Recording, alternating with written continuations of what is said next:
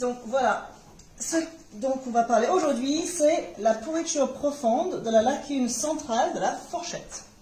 Donc la lacune centrale, c'est ici. Normalement, ça devrait être bien fermé. On va montrer l'autre pied de ce même cheval dans un instant. Mais ici, on voit qu'il y a une grosse fente dans laquelle je peux enfoncer mon cuir-pied. Il n'est pas trop sensible, heureusement, un petit peu. Mais souvent, au fond de cette lacune, il y a des tissus vraiment très sensibles, avec une infection qui fait que le cheval est très sensible.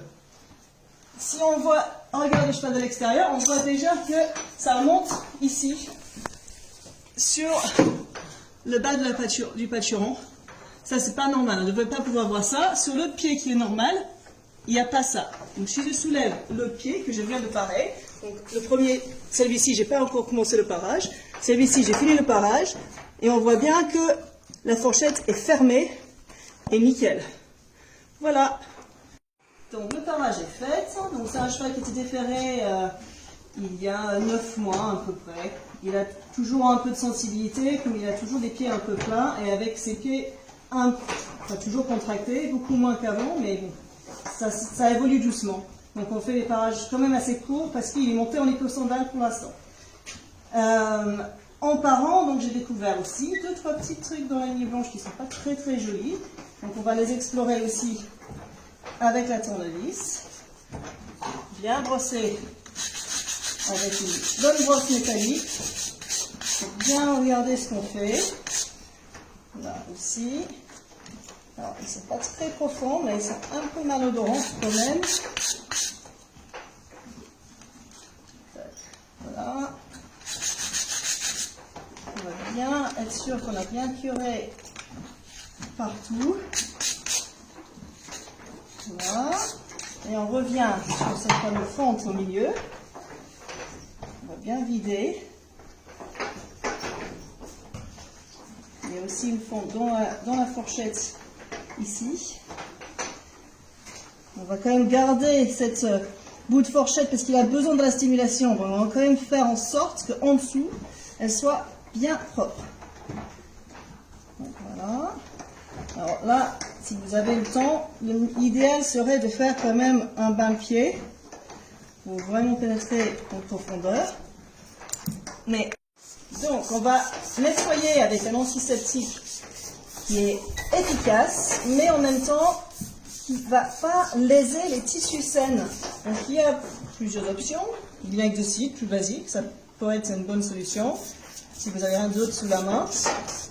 Sinon, moi, j'aime beaucoup celui-là, qui est Lucide, qui est à base d'un chlore qui n'est, contrairement à l'eau de Javel, ne lèse pas les tissus sains, donc on peut même mettre dans les yeux.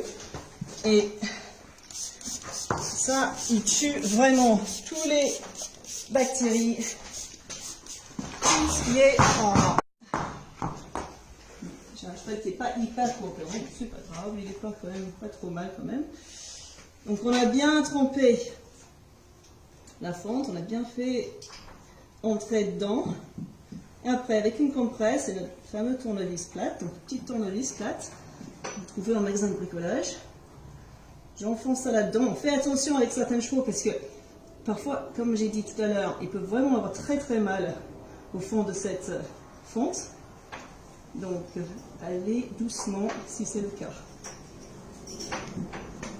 Je mets sous ça là aussi.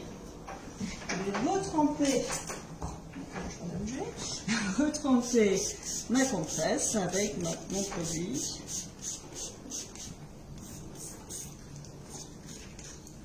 Et je vais laisser ça agir quelques minutes.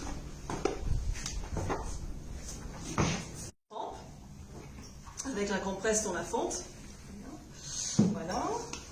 Donc je suis sur une dalle de béton, donc ça aide énormément. Mais si vous n'avez pas la possibilité d'avoir une dalle de béton, c'est pas trop grave non plus, parce que le fait d'avoir mis une compresse, vous êtes sûr et certain que votre fonte et les parties sensibles sont bien propres, parce qu'ils sont protégés par cette compresse.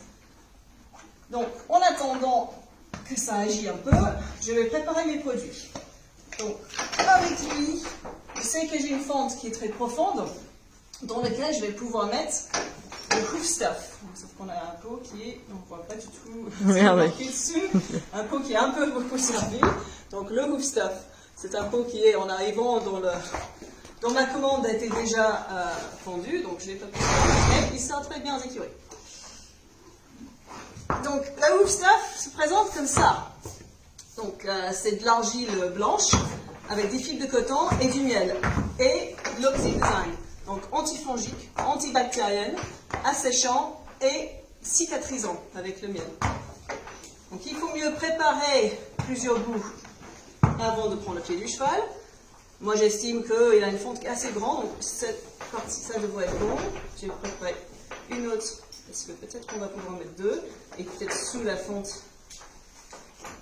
Voilà. Comme ça. Donc, je prépare plusieurs petits bouts. Si je les utilise pas, c'est pas grave, je les remettrai dans la boîte.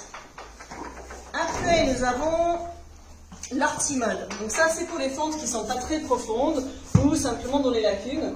S'ils sont malodorants, si la fourchette est un peu molle et pas très jolie. C'est pareil, sans les fibres de coton et avec des huiles essentielles. Donc argile, Oxy Design, miel et huile essentielle de l'eucalyptus. Donc antifongique, antibactérienne et cicatrisant et asséchant.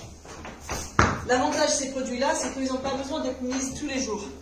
Et même dans des conditions d'hiver où vous avez de la boue jusqu'aux genoux, ces produits-là vont quand même tenir au fond des trous et des sèves dans les pieds.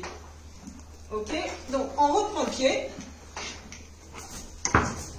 Le tournevis, on s'organise un peu. J'enlève ça et on voit bien que c'est bien noir au fond. Donc ma compresse a bien nettoyé. Je prends mes petits bouts, je les pose comme ça. Je le plus grand là et hop, il part au fond du trou. Voilà, un deuxième. Parfait. Bien. Après, le petit, je vais essayer de passer en dessous. C'est facile. Je recouvre mon pied correctement. Avoir les deux mains libres, c'est plus facile. Voilà. En dessous comme ça. Parfait. Oui, sage en plus. Ok. Après, pour cette petite fente-là, pour moi, elle n'est pas vraiment assez profonde pour pouvoir mettre du hoof stuff. C'est là où je vais mettre l'artimode. Je claque et je vais l'enfoncer vraiment au fond, dans les petites fentes, les petits trous, comme ça. Voilà. Et puis, en entretien sur ton hiver, là c'est l'été, donc ça va, vu ma tenue, mais en hiver, c'est bien de remplir les lacunes de chaque côté de la fourchette, une fois toutes les semaines, toutes les 15 jours. Donc, vraiment faire un bon curage, enlever vraiment toute la boue jusqu'au fond de la lacune et le remplir avec de la bonne boue, donc là, bad boue en anglais, justement. Là, pareil, des petites fentes là. Et voilà, donc là, j'ai plus besoin de toucher à ce pied avant une bonne semaine.